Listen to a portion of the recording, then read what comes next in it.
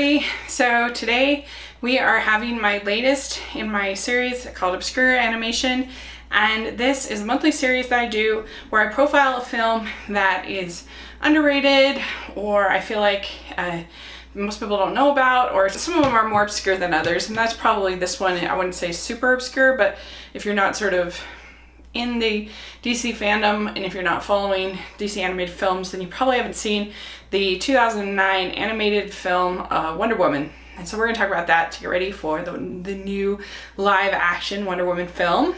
And I have to be honest, the first time I saw this film, I wasn't that big a fan of it. I don't know, I had some problems with it, and then I watched it again, and I was a little more forgiving the second time I watched it. It still has problems, we'll talk about them, but I think it's definitely worth a watch, and I think it's solid. I think it's entertaining enough.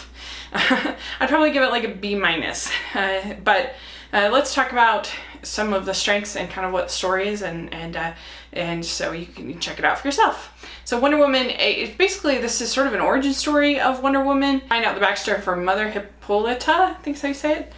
And she is this Amazon god, and she ends up in this battle with Ares, and they end up able to capture Ares, and they're able to kind of make the Amazon, the island, they're able to keep it sort of secluded from the world. She's able to create this child out of sand and her own blood, and that becomes Diana, who becomes Wonder Woman.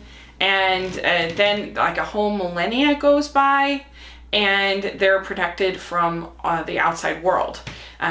Diana is now a young lady, and she's kind of trying to figure out her mission, her spot. But Steve Trevor, voiced by Nathan Fillion, ends up crash landing on the island, and they have to kind of figure out, is he a good guy, is he a bad guy, what's going on? And it turns out that they decide he needs an emissary to take him back to the human world. And so Diana ends up kind of sneaking away and becoming that emissary, because the mother doesn't want her to do that. Anyway, and so then it just sort of goes from there.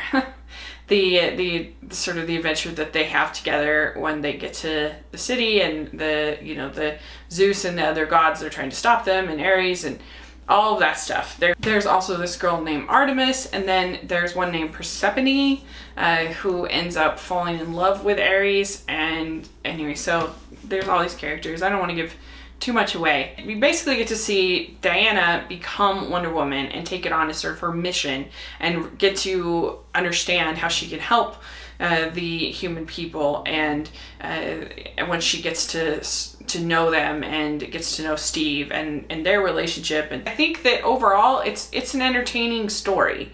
It has some entertaining battle scenes, it has some entertaining action scenes, it has an interesting sort of story behind it. The mythology behind it, is interesting. I also think the voice work is great. Nathan Fillion, Kerry Russell, Virginia Madsen, Rosario Dawson, great voice work. It's also pretty tightly paced. This movie's just a little bit over an hour, so it really feels more like an episode of the Batman the Animated TV show or something like that.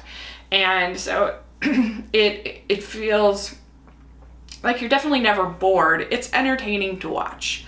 But the downside to it is I felt like the dialogue, and this is what turned me off the first time I watched it, was pretty clunky. And the way that they sort of talked to each other didn't feel sort of authentic and real, like I was seeing real characters, especially in the supposed sort of feminist dialogue. Like there's this whole scene in this bar when Steve tries to make a pass at her, and I felt like all of that was just very clunky, very preachy, not like an authentic real character to me, what they would say. And I felt like their relationship kind of comes out of nowhere. Like they hadn't really had enough sort of thoughtful conversations. They hadn't had enough sort of moments of bonding when you see Steve say that how much he cares about her, and it just feels like it kind of comes out of nowhere. And so I don't know, I feel like the dialogue and the script could have been much better, because the voice talent is certainly there. The animation is solid, it's fine, it's entertaining enough for, you know, a superhero movie, but I think it could have been really good if it had had the kind of script that Mask of the Phantasm has, or the really good Batman animated series episodes has, with some nuance and subtlety and just not so clunky of a dialogue. So that's the downside to it. That's the thing that keeps me from loving it, but I certainly think it's worth a watch, and I certainly think you'll enjoy it if you watch it. So let me know what you think of Wonder Woman, and are you excited for the new film? Or are you sort of dreading it? Let me know in the comment section, and thanks so much. Please subscribe to my channel, and I'll talk to you later. Bye!